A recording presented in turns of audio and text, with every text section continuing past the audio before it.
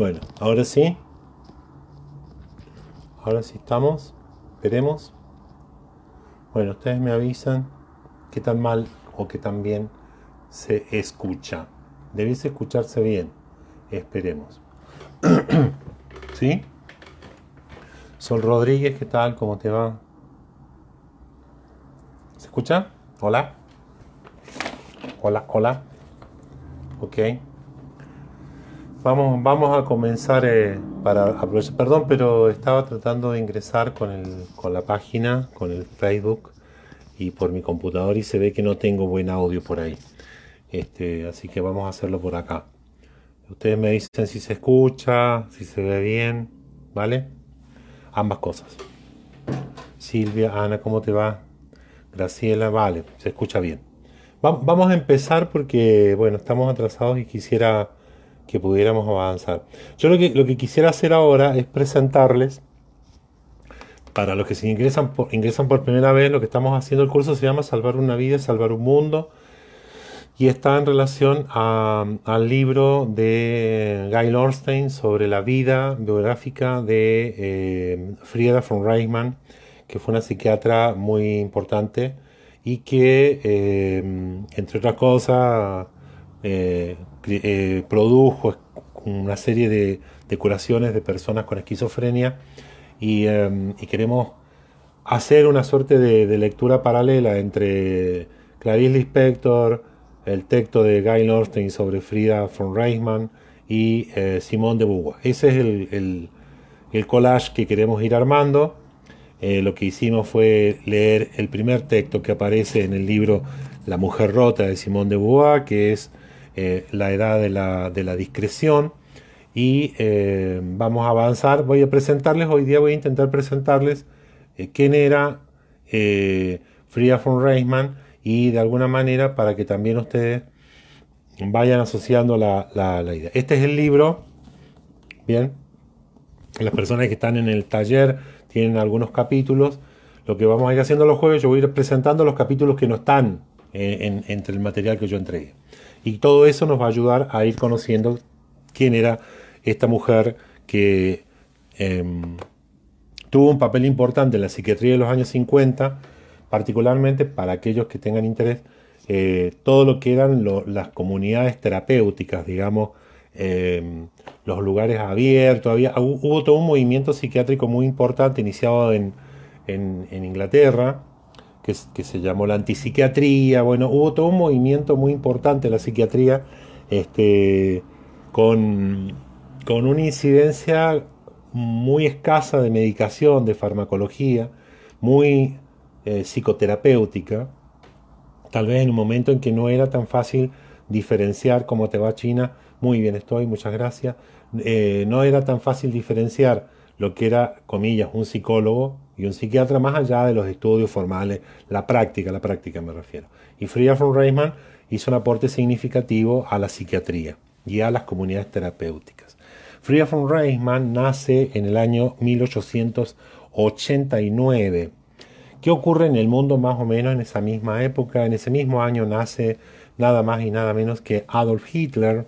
Pasteur tenía alrededor de 60 y tantos años. Lenin, el mismo que usted sabe quién es, tenía 19. Einstein tenía 9. Darwin y Marx habían muerto hacía muy poco. La reina Victoria había cumplido 50 años de reinado en Inglaterra. Y, tome nota, ninguna mujer en ningún país del mundo votaba. ¿Está bien?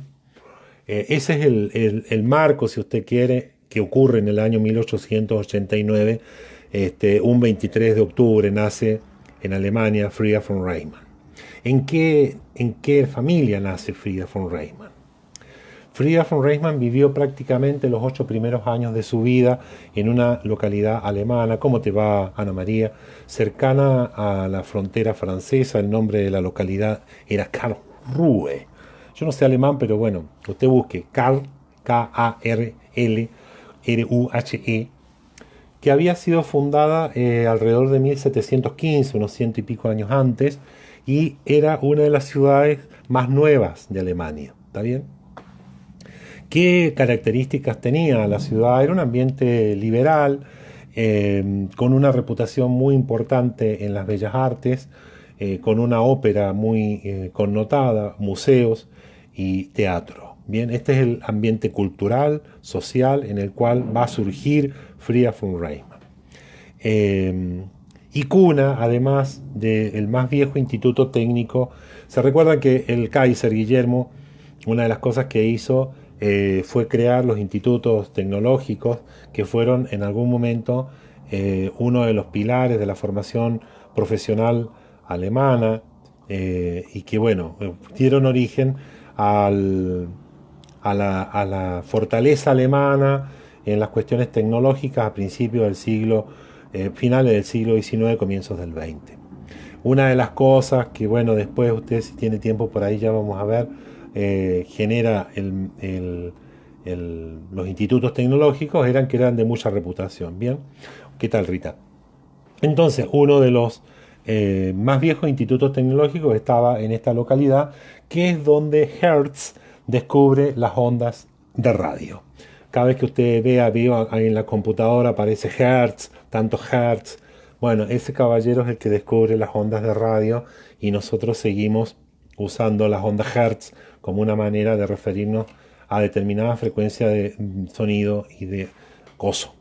Coso digo porque no conozco mucho más de eso, salvo que Hertz fue el que descubrió las ondas de radio, y lo hizo en ese instituto que estaba en la localidad donde nace nuestra amiga Frieda. También se dan algunas particularidades. Frieda nace en el seno de una familia judío ortodoxa. Los judíos estuvieron marginados de la vida social alemana durante gran parte del siglo XVI, XVII, pero hacia el 1800 ya estaban integrados o intentaban asimilarse, lo que se llamó la asimilación, y constitucionalmente eran aceptados dentro de la sociedad alemana. Sin embargo, en la comunidad judía que está anclada en esta localidad donde nace Frieda, ya les cuento esto porque además tiene que ver con la familia de ella, se van a escindir el grupo entre los ortodoxos y los liberales, y particularmente Frieda va a pertenecer al grupo de los judíos ortodoxos. ¿Está bien? Esto es para que usted vaya viendo cómo se va, en cuál es el nido que recibe, en el cual Frieda nace, en el cual nace. Existen pocos datos acerca de cómo se conocen los padres, pero el padre de Frieda, Adolf Reichmann, con los auriculares puedes escuchar. Sí, cambia el celular porque con la computadora es más difícil, me parece, que se escuche. Adolf Reichmann es el noveno de 18 hijos, es decir, el padre de Frieda von Reichmann, de Frieda, es Adolf, que es el noveno de 18 hijos, con un problema. Muy joven, a los 9-10 años, se muere el padre muere a los 47 años, y entonces queda sola la madre es decir, la abuela de Frieda, con 5 hijos. Bien, todo esto, las cantidades de hijos, vaya poniéndole oreja, porque hay después una historia importante, no en el caso de Frieda, sino de la madre, que va a marcar la historia familiar. Pero en el caso particular que nos interesa es dejar claro cuáles son los antecedentes familiares en los cuales, a los cuales pertenece Frieda. Bien, el padre de Frieda, Adolf, era y fue desde siempre, al parecer, por lo que nos cuenta Guy Lorstein en su libro, fue un sujeto con mucha sensibilidad hacia la literatura y a la música, y no tenía dudas en quedarse, en cambiar, en vender lo que fue su comida a cambio de los libros. Esto, que es su inclinación particular, la sensibilidad hacia la música y la literatura, le va a pesar mucho, porque en realidad él durante mucho tiempo va a trabajar en cosas que nada tienen que ver con esto, y que a él le pesaba. El abuelo de Adolf, el padre de la madre, de Sophie Fenschbanger, era un rabino muy estudioso que se dedicó al estudio. Cuentan que el tipo cerraba el negocio a las 4 de la tarde porque se dedicaba a estudiar, o sea que tan mal económicamente no le iba, porque si usted cierra el negocio a las 4 de la tarde para estudiar, le está yéndote bien. Ok, entonces el padre de Adolf tiene esta particularidad, el noveno de 18 hijos, el padre muere tempranamente, 47 años, lo que significa que Adolf tiene que dedicarse a trabajar para contribuir a la economía doméstica. ¿Está bien? Ese es el padre de Frieda. La madre de Frieda, Clara Simon, tiene una situación diametralmente distinta, diametralmente entre comillas. También forma parte de la comunidad judía, pero antepasados se dice cuando son, sí, los antepasados de Carla, de Clara Simon, se podían rastrear en Alemania desde el 1500 en adelante. Era una familia o tenía un linaje, no me refiero a económico, me refiero a una historia familiar muy antigua en Alemania y en Francia. Entonces, de alguna manera, la vida de Clara Simon fue mucho más, o la infancia de Clara fue mucho más tranquila que la de Adolfo o Adolfo.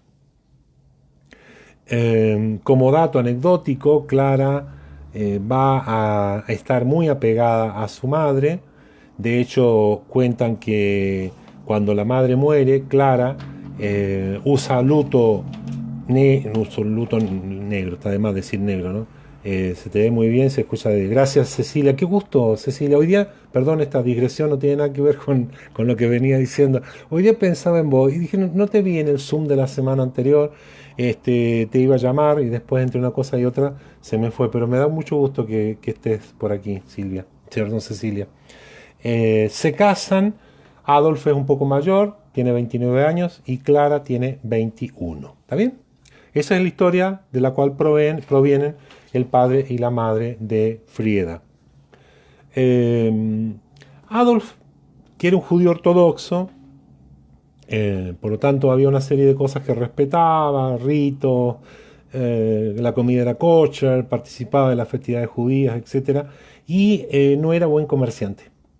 De hecho, ellos viven en esta localidad que supuestamente era pujante. Él tenía un negocio en sociedad con un paisano, digamos, y no le iba bien, no le iba del todo bien, porque él extrañaba, consideraba que en realidad lo suyo era el estudio, la literatura y la música, y no el comercio.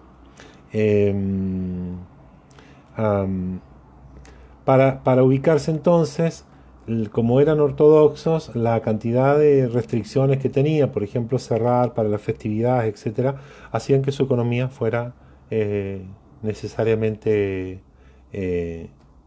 difícil de sostener. Lo que llevó a que la madre de Frida, Clara, tuviese que trabajar, que al parecer no era lo que más le gustaba a la madre porque venía de un ambiente familiar con mucho más prestigio, entonces eso no se veía bien. Pero el padre era un sujeto muy particular. Hay una anécdota todo esto tiene que ver porque, digo, para que usted vaya haciéndose una idea, va a tener que ver después para ver quién es Frieda y por qué Frieda es como es. El padre en un momento no duda, por ejemplo, él va caminando y ve a un hombre que va sin zapatos y entonces él se saca los zapatos, el padre de Frida, y se los da. Y se va a arreglar con él otro par de zapatos que tenía únicamente.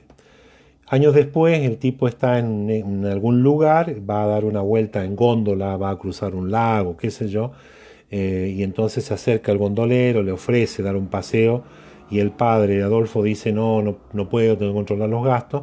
Y entonces el gondolero le dice, no, por favor, no le podría cobrar al hombre que se sacó los zapatos por mí, y aunque usted no lo crea, esos zapatos me cambiaron la vida. ¿Bien? ¿Se entiende? Cuando decimos salvar una vida es salvar un mundo, forma parte de una tradición que va más allá de solo Frieda. Frieda forma parte de una tradición judía ortodoxa que es muy importante para lograr comprender después algunas de las cosas que van a ocurrir. Bien. Frieda entonces es la primogénita, es una nena muy querida, bueno, Guy Lorstein, que es la que escribe la biografía, nos dice que es brillante, que es hermosa, bueno, es como, es difícil que alguien diga era una nena fea, ¿viste? Pero eh, Frida von Reimann entonces es la primogénita y desde muy chica demuestra una sensibilidad para, para, para darse cuenta de los comportamientos, de los matices de los comportamientos. De hecho, hay una anécdota, Frida von Reimann en algún momento se analiza con un psicoanalista alemán y descubre que en realidad fue psiquiatra desde muy niña. Ella dice que en realidad fue psiquiatra desde los 4 años. ¿Está bien? ¿En qué se percata o en qué muestra esta sensibilidad a los comportamientos? En varias cosas. Ella en un momento entra la, la empleada a hacerla dormir, entonces la madre le pregunta, ¿quién quieres que te bañe? ¿X o yo? Y entonces Frida le dice X porque, bueno, qué sé yo. Después cuando habla con su madre, le dice, dije X para que ella no se sintiera mal. Entonces va a mostrar una serie de sensibilidades desde muy chica, desde muy pequeña, en el seno de una familia además que tiene algunos atravesamientos que son muy marcadores. ¿Está bien? Eh, Esto porque muchas veces cuando intentamos ver cuáles son los nichos en los cuales los seres humanos aparecemos, desconocemos un poco cuáles son las historias familiares que nos llevan a hacer determinadas cosas, a decidir en determinada forma y luego a encauzar nuestra vida en determinados caminos y no otros. 2 años después del nacimiento de Frieda, nace Grete, que es la hermana, en realidad son tres, van a ser tres hermanas en definitiva, la última en nacer es Ana. Cuando nace Grete, hay una serie de observaciones que hace la biógrafa. Parece que la nena no era tan linda como Frieda, era un poco encorvada, qué sé yo, era feita. Era feita, pero estoy repitiendo lo que dice Guy Lorstein, no es un comentario mío, yo no tengo idea acerca de si la nena era o no era fea. Y entonces, bueno, eh, Grete, hay un evento que ocurre alrededor de los 8 o 9 años de Grete, que Grete le pega una cachetada a Frieda y cuando los padres le preguntan por qué ha hecho eso, Grete lo que responde es, me tenía harta la perfección de Frieda. ¿Bien? ¿Está bien? Vale. Cuando Frieda tiene 6 años, no más de eso, 6, 7 años, no me acuerdo bien, se van a trasladar de donde estaban, de esta localidad pequeña, a Königsberg, que es por lo que nos di cuenta la biógrafa. Después ustedes pueden googlear Königsberg y entonces van conociendo también el recorrido. Parece que la localidad primera donde ella nace, Karlshamn, está de un lado y Königsberg estaría como en la frontera polaco-rusa. Por lo tanto, las tradiciones y las costumbres están más influenciadas por lo polaco y lo ruso que lo otro que era mucho más liberal. También allí la comunidad judía había tenido aceptación y el cambio a Königsberg se da porque, yo tengo mi machete, no crea que todo esto me lo sé de memoria. Todo este cambio se da porque la madre de Frieda no estaba del todo contenta con el trabajo que tenía Adolf y la hermana de ella, de Frieda, se había casado con un banquero importante de Königsberg y entonces, que estaba ya cerca de Polonia, y, eh, y convence al marido de darle un trabajo a Adolf, con lo cual se traía a su hermana cerca de ella y a Adolf, bueno, obviamente, pero la hermana quería a su hermana y Adolf era el bulto que había que trasladar. Y entonces en Königsberg nace Ana, que es la tercera hermana, la tercera hija de este matrimonio y la segunda hermana de Frieda. Eh, Allí Adolf, que no le iba bien en las cosas que tenían que ver con el comercio, finalmente le encuentran un lugar y se va a hacer cargo de lo que es recursos humanos del banco y asociado o llevado o empujado o aconsejado o instalado por su cuñado, va a ser alguien respetado en la comunidad judía de Königsberg. Las dos familias, tanto la de la hermana como la de Frieda, van a vivir muy cerca y se va a generar un núcleo muy grande de familias donde más o menos, como sucede en cualquiera de las familias que pueda ser de usted también, los hijos de una son más o menos de la edad de otra, entonces los primos tienen las mismas edades, van creciendo juntos, se juntan, etcétera, festividades de por medio.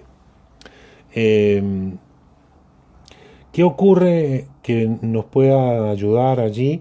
Eh, la vida de la mujer de la sociedad media alemana de este momento está caracterizada por una serie de cuestiones, pero por otro lado está encargada de la crianza, el cuidado, la mantención, el orden de la casa. Y las hijas, Frieda va a aprender a tocar piano, Grete toca el violín y parece que Anna, que era la más pequeña, tocaba varios instrumentos y era la más talentosa de las tres. Bien.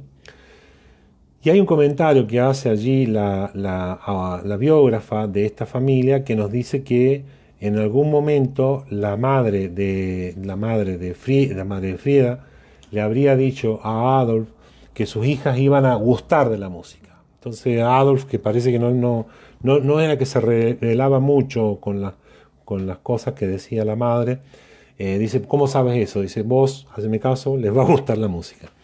Y entonces diariamente tenían una serie de cosas que hacer y se dedicaban al estudio de la música, a la lectura, qué sé yo. Él leía los clásicos alemanes mientras Clara bordaba y las chicas que hacían tocaban sus instrumentos para deleitar a la familia. Les leo un pequeño texto, que es un párrafo, donde nos muestra algunas de las cosas, cómo caracterizan a la mujer en esta sociedad. Dice, además de confeccionar toda su ropa, las mujeres de fines de siglo en Alemania debían hacer las compras, cocinar, hornear, preparar conservas y envasarlas. Qué buenos hábitos que se han perdido, ¿no? Las estufas de carbón producían un hollín constante y necesitaban mantenimiento. La ropa, una vez hecha, debía ser remendada y los calcetines tejidos. Mantener una cocina kosher era un trabajo aparte. Cocinar, hornear, limpiar para el Shabbat llevaba todo un día y la limpieza para la noche de Pesach podía comenzar en enero. También estaba el sinfín de tareas de la crianza de los niños, las lecciones después de la escuela, la educación cultural y las tareas emocionales, siempre asignadas a las mujeres. Además, la tarea crucial de mantener las redes familiares y sociales requería elaboradas cartas manuscritas, visitas formales, llevar los libros contables de la familia. También era responsabilidad de las mujeres. Y cada céntimo de los ahorros iba a fondos para las lecciones de los hijos o la dote de las hijas. Cuando en los primeros años de su matrimonio Clara ayudaba a Adolf en la tienda, todo eso se sumaba a las demás obligaciones que ella debía tener en la casa. La vida cotidiana de una familia encarnaba las intensidades propias de la clase media en la Europa central del siglo XIX. ¿Está bien? No se duerma. Todo esto se pone interesante. ¿Por qué se pone interesante? Porque a los 9 años de Frieda, hace un tiempo las mujeres argentinas, dice Ruth. Bien, a los 9 años de Frieda, la madre, Clara, queda sorda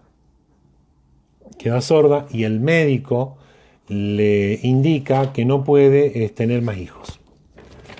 Y esto involucra para Clara un verdadero desconsuelo, porque ella quería por lo menos tener 6 hijos, 6 hijos y por lo menos un varón, y tenía solo 3 mujeres y ningún varón. Esta conversación se produce, como se producían en nuestros tiempos de chicos, las conversaciones de nuestros padres en sus dormitorios, y uno ponía oreja, ¿viste? Pero no escuchaba porque cuchicheaban, pero igual alcanzabas a escuchar algunas cosas. Parece que Frieda, en este sentido, lograba escuchar estas cuestiones, estaba muy atenta a lo que ocurría, y se percató, obviamente, de que para la madre quedar sorda era una contrariedad muy grande, ¿bien? Tanto es así que la madre ocultaba que iba al otorrino naringólogo, al oidólogo, y Frieda ocultaba que sabía que su madre estaba sorda. ¿Bien? Se entiende un poco el universo familiar en el cual nace nuestra mujer de hoy. Durante mucho tiempo guardaron esta apariencia, es decir, la apariencia, la madre guardaba la apariencia de que estaba sorda, Frida guardaba la apariencia de que no sabía que la madre estaba sorda, sabiéndolo, ¿bien? Hasta que en un momento, alrededor de los 15 años de Frieda, la madre la peinaba y mientras la peina, ¿viste? Frieda le dice algo, pero como la madre estaba atrás, no le podía leer los labios, que es lo que hacía para disimular su sordera. Como no ve, como no la está viendo, por lo tanto no escucha lo que dice, y entonces la madre se ve forzada a decir que está sorda. Y allí, bueno, Frieda dice que ya lo sabía. Eh, Ella interviene activamente, Frida, en resolver algunos pequeños conflictos que hay entre sus padres. Va a reconocer muy después Frida que realmente admiraba a su madre por sobre el padre, eh, con cierta vergüenza de parte de ella, porque el padre, ella va a reconocer que sí, que era un tipo interesante, pero que la madre era tan omnipresente que efectivamente tapaba cualquier otra figura. Y entonces se produce algo muy particular, más bien en esta familia, que es que si bien Frida iba al colegio y le iba espectacularmente bien, cuando digo espectacularmente bien, es le iba espectacularmente bien, solo que el gimnasio, que sería algo así como el secundario, no estaba permitido para mujeres. Entonces, ¿qué ocurre? La madre se resiste a que su hija no estudie y crea en su propia casa una suerte de colegio, de escuela, donde van a ir muchos chicos, entre obviamente las familias eran numerosas, imagínense, si venían ellos de 18 y 10 hijos, la hermana ella tenía 3, la hermana tenía otros tantos, entonces en su propia casa crea una pequeña escuela y lo que quiere ella, la madre de Frieda, es que Frieda sea docente, sea profesora. Y acá aparece la figura del padre. Parece que el padre apareció pocas veces en la figura, en las cuestiones decisionales de Frida, pero aquí aparece el padre y dice que la hija debiese ser médica. ¿Por qué? Porque él considera que ella tiene habilidades y que de esa manera va a ser independiente y no va a depender de una dote ni de nada que se le parezca. La madre hizo un escandalete que usted no se imagina porque efectivamente no pensaba, no quería, no tenía ninguna intención de que la hija fuera médica. Ella quería que la hija fuese docente, una profesora privada, una cosa así, que se casara, que se consolidara como una mujer de familia y que, bueno, siguiera la tradición en la cual la madre estaba. De alguna manera, por allí, Frieda, después de algún tiempo, dice, mi madre en realidad también podría haber sido, que no quería algo distinto para mí de lo que había tenido ella. Así como vamos a decirlo en cristiano, para que usted lo entienda, si me jodo yo, se joden todos. Y entonces, también había una suerte de competencia entre la madre y ella, y hay un testimonio en su biografía que nos dice que recién cuando la madre cumple 80 y largos años, reconoce y le dice a su hija Frieda, efectivamente eres más inteligente que yo. Bien, entonces Frieda va a participar de este colegio casero, eh, va a escuchar lo que el padre ha dicho y va a ingresar a la Universidad de Königsberg, a la Facultad de Medicina, que no era la mejor universidad, no era la mejor escuela de medicina, pero es donde ella va a ingresar a estudiar medicina. ¿Por qué? Porque está allí, porque no tiene que viajar, porque la madre no quería que se vaya a Berlín, etc. Y entonces comienza a estudiar medicina en esa universidad, donde en gran parte estudiar medicina significaba hubo una suerte de conversación familiar allí, para que aceptara la madre, le dice que entonces ella debiese esperar unos meses hasta ingresar, acepta, etcétera, pero tenemos entonces a esta niña nacida hacia fines del siglo XIX entrando a la universidad y a estudiar medicina. ¿Está bien? Este recorrido que de alguna manera yo les he querido mostrar tiene que ver con algunas cuestiones que son vectores que nos van a ayudar a comprender luego algunas de las decisiones que toma ella particularmente en medicina y en psiquiatría, ¿no? Cuando Frida dice que ha sido psiquiatra desde los 4 años, se refiere a estas intervenciones familiares que hace, en las cuales una de ellas el padre, no sé, había un conflicto entre los padres, cosa que obviamente no viene a casa, tampoco nos vamos a detener en todas las cosas.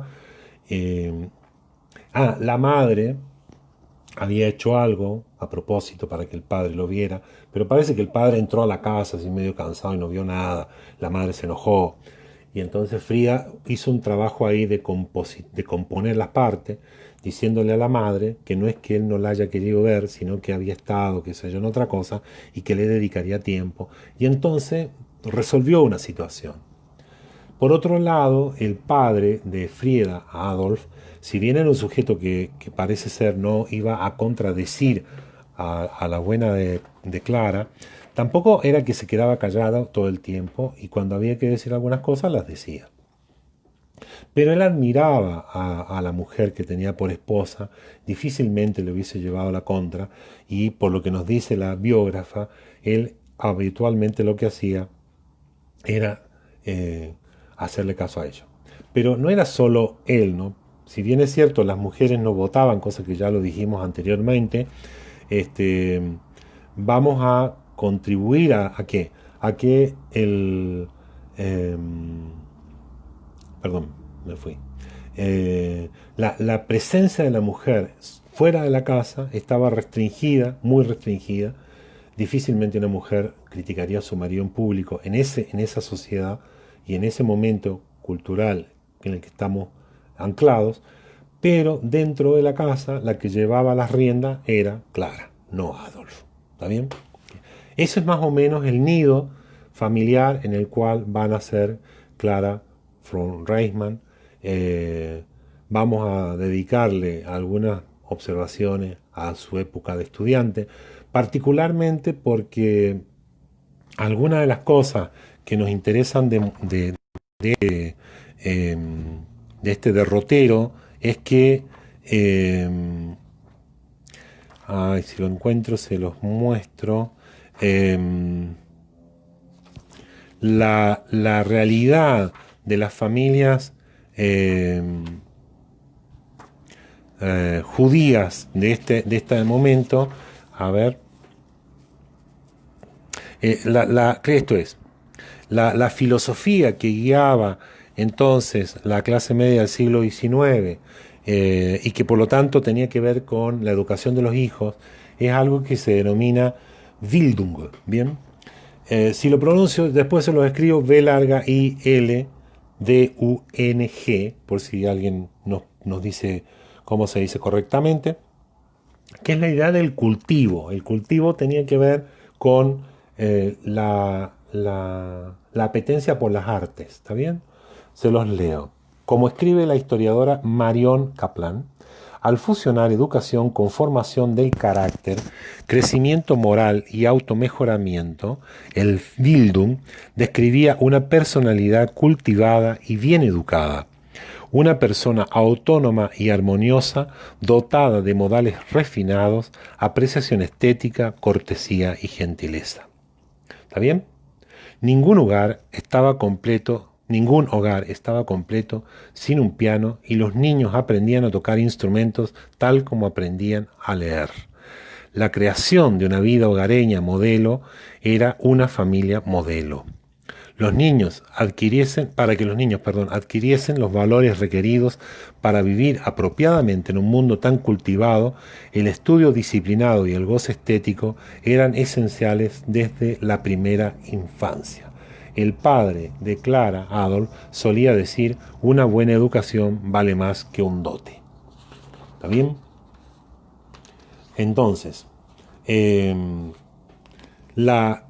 ambiente cultural en el cual surge Frieda y en el cual se instala, se inscribe la familia y al cual pertenece la familia, porque todos los esfuerzos que hacían en realidad no era solo para mantener la imagen social, sino además para poder transmitir estos valores que estaban presentes en la sociedad. Ese es el contexto en el cual surge Frieda von Reisman y creo que nos va a ayudar a entender luego algunas de las cosas que ella va a hacer o decir. Bueno, eso es más o menos la presentación, es para que usted comprenda por qué nos interesa, por qué me interesa a mí Frida von Reisman. Para quien no lo sabe, la cosa anecdótica en realidad, decirlo casi es denigrar la figura de ella, pero la vamos a mencionar porque luego tiene un papel importante cuando ella emigra a Estados Unidos. Frida von Reisman fue la esposa, entre comillas, de Erich Fromm. Y tiene un desarrollo en psiquiatría muy importante y creo que hasta el día de hoy es una de las mujeres psiquiatras que no ha sido totalmente valorada, ni por el psicoanálisis ni por la psiquiatría en general.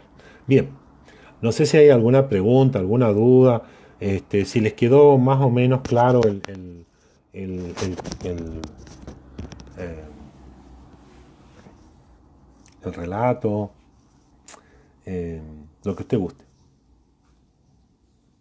Si hay preguntas, si no, es más bien informativo. A mí me parece que era una de las cosas de esto es que nos permite eh, ir pensando por qué uno dice en algunas épocas particulares de las sociedades aparecen personas que tienen una impronta de este tipo y en otras no. Bien.